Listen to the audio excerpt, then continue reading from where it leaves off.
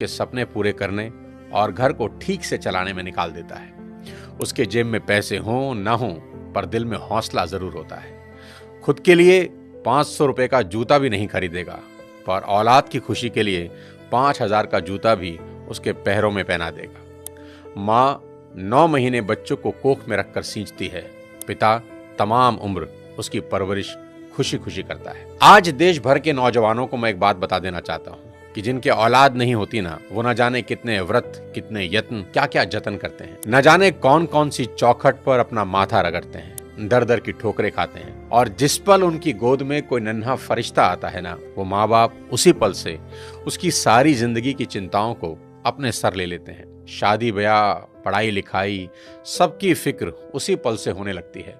माँ बाप थोड़ा थोड़ा पैसा बचा के बेटियों के लिए एक एक गहना बनाना शुरू करते हैं ताकि उसकी शादी में काम आ सके। एक बाप अपने जीवन भर के प्रोविडेंट फंड का तमाम पैसा एक झटके में हंसते हंसते अपने बच्चों को दे देता है।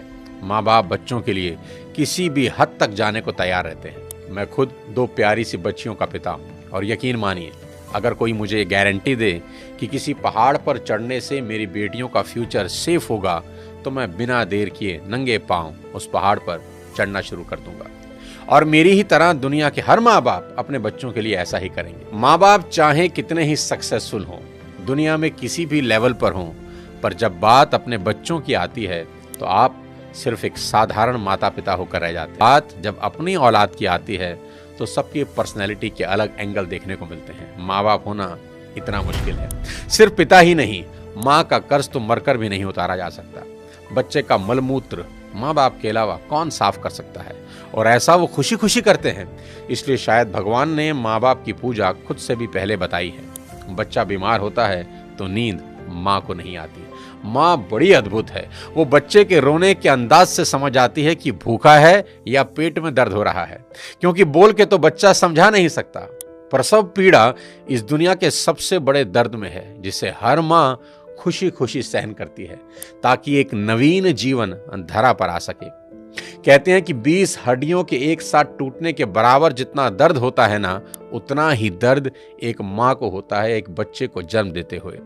याद रखना, इस दुनिया में सिर्फ एक रिश्ता बिना स्वार्थ के होता है, और वो होता है माँ बाप का अपने बच्चों के साथ। उनको बच्चों में सिर्फ इतना ही इंटरेस्ट होता है कि उनके बच्चे कामयाब बने, नेक बने। इसके अलावा उनके इस वीडियो में बात करना चाहता हूं आज की जनरेशन से और उनके अपने माँ बाप से रिश्तों के बारे में। सबसे पहले मैं ये एक्सेप्ट करना चाहता हूं कि आज की जनरेशन हर लिहाज से पिछली सभी जनरेशन से बेस्ट है, क्योंकि जितना एक्सपोजर इनको मिला है उतना कभी किसी जनरेशन को नसीब ही नहीं हुआ। मैंने मोबाइल फोन का इस्तेमाल करना शुरू किया जब मैं 21 साल का था। मेरी छोटी बेटी ने फोन और लैपटॉप का इस्तेमाल शुरू किया जब वो 6 साल की। जितना टैलेंट आजकल के बच्चों और युवाओं में देखने को मिलता है, इतना टैलेंट पहले कभी नहीं था। और मैं ये सिर्फ आपका दिल रखने के लिए नहीं कह रहा, मैं दिल से इस बात को फील करता हूँ। आज के इस दौर में 98 to 100% मार्क्स कई स्टूडेंट आराम से ले आते हैं, और अगर कोई 98% और 100% मार्क्स ला रहा है तो किसी को कोई हैरानी नहीं होती। और हमारे दौर में सब सब्जेक्ट के मिलाकर भी कई बच्चों के 100 पूरे नहीं हो रहे थे। तो ये बात तो बिल्कुल तय है कि आज की पीढ़ी में टैलेंट की कोई कमी नहीं है। लेकिन कहानी में ट्विस्ट कब आता है जानते हैं?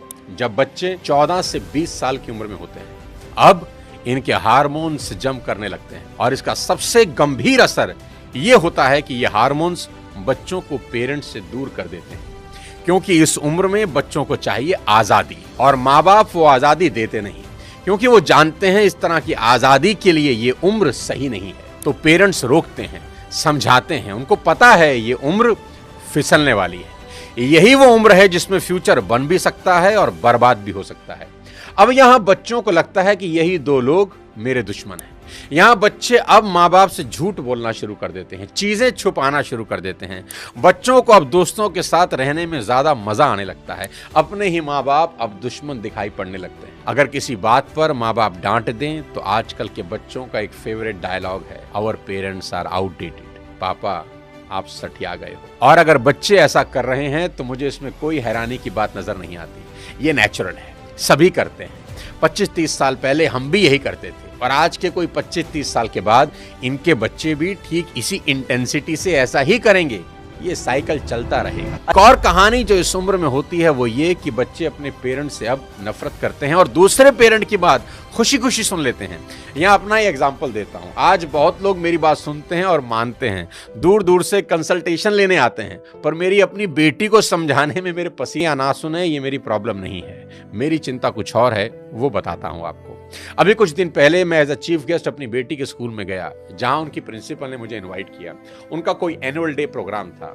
मैंने वहां भी यही कहा कि मेरी चिंता बच्चों की परसेंटेज को लेकर कुछ ज्यादा नहीं है, क्योंकि पिछले 20 साल में कोई 200 से ज्यादा कॉर्पोरेट्स को मैं ट्रेन कर चुका हूं, और मैं जानता हूं कि स्कूल और कॉलेज में पढ़ाई जाने वाली 90% बातें जिंदगी में कहीं काम नहीं आती, और 90% बातें जो जिंदगी में काम आती हैं वो स्कूल और कॉलेज में पढ़ाई ही नहीं जाती। मुझे तो याद ही नहीं कि कब sine theta upon cos theta is equal to tan theta मैंने अपनी जिंदगी में कहीं इंप्लीमेंट किया। एज अ पेरेंट आज मेरी सबसे बड़ी चिंता यही है कि बच्चे किसी गलत संगत में पढ़कर कोई गलत रास्ता ना ले लें, क्योंकि कुछ रास्ते ऐसे हैं जिसमें वापसी करीब करीब नामुमकिन है, जैसे नशे का रास्ता, जहां एक बार इंसान चला जाए तो फिर वापस नहीं लौटता। नशे पर एक पूरा वीडियो मैंने बनाया है, एक बार जरूर देखना। कोई ऐसा कदम ना उठाएं जिसका पछतावा उन्हें सारी उम्र हो। एक शेर है कि एक गलत कदम उठा था राहे शौक में, एक गलत कदम उठा था राहे शौक में, और मंजिल तमाम उम्र मुझे ढूंढती रही। कि आदमी एक गलती करता है और फिर रास्ता कभी मिलता नहीं। और मेरी तो सभी स्कूल टीचर से बस इतनी ही उम्मीद है और गुजारिश है कि वो बच्चों को एक अच्छा इंसान बना दे, क्योंकि टीचर आज जो पढ़ाने वाले हैं उससे ज्यादा ज्ञान तो गूगल पर एक क्लिक में अवेलेबल है। आज टीचर की रिस्पॉन्सिबिलिटी पहले से कहीं ज्यादा है। वो अपने स्टूडेंट्स को मॉरल वैल्यू सिखा दें, बस देश के लिए कुछ करने का जज्बा उनमें भर दें तो सोने पर सुहागा हो जाए। और अगर माँ बाप के प्रति ग्रेटिट्यूड की भावना उनके अंदर आ जाए तो वो कुछ ना कुछ जिंदगी में कर ही लेंगे। टीचर इंश्योर करें कि बच्चे कुछ भी छुपाएं नहीं, और अपनी सभी छोटी बड़ी बातें अपने टीचर से या पेरेंट्स से डिस्कस जरूर करें। उन्हें समझाएं कि अगर कोई भी प्रॉब्लम है तो उसका हल जरूर है।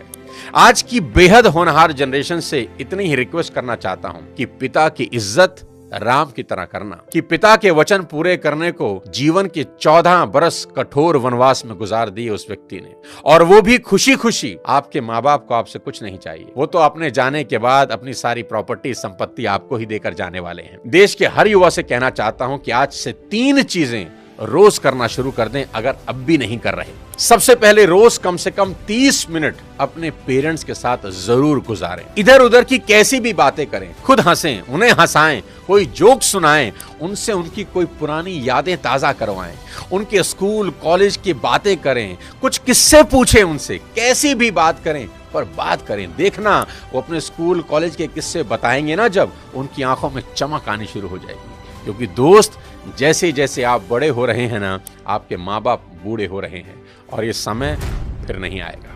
उनके जाने के बाद बड़ा अफसोस होता है कि काश ये कर लेता, वो कर लेता। उनका कर्ज सारी जिंदगी नहीं उतार सकते, पर अपना समय उनको देकर उस कर्ज का इंटरेस्ट जरूर भर सकते हैं। हंसी रहना अपने माँ बाप। दूसरी बात, भूल कर भी उनसे ऊंची आवाज में कभी बात ना करना। उनको कभी ये एहसास ना हो जाए कि अब हम बूढ़े हो रहे हैं, कमजोर हो गए, इसलिए हमसे ऐसे बात की जा रही है। याद रखना, आपकी वजह से उनकी आंख से निकला एक आंसू आपकी तमाम जिंदगी बर्बाद कर सकता है। माँ बाप तो फिर भी माफ कर देंगे, पर वो माफ नहीं करेंगे। तीसरी सबसे इंपॉर्टेंट चीज, बिना माँ बाप के पैर छुए घर से मत निकलना। अपने दिन की शुरुआत उनका आशीर्वाद लेकर ही करना। मैं आपको ये अपने पर्सनल एक्सपीरियंस से बता रहा हूं कि ये एक ऐसा सुरक्षा कवच है जो आपको बड़ी से बड़ी मुसीबत से बचा देगा। दिल से दिए उनके आशीर्वाद को भगवान भी नहीं टाल सकते। बस ये 3 चीजों पर अमल करना शुरू कर देना मेरा दोस्त। मेरा दावा है देवता भी आपको आगे बढ़ने से नहीं रोक पाएंगे।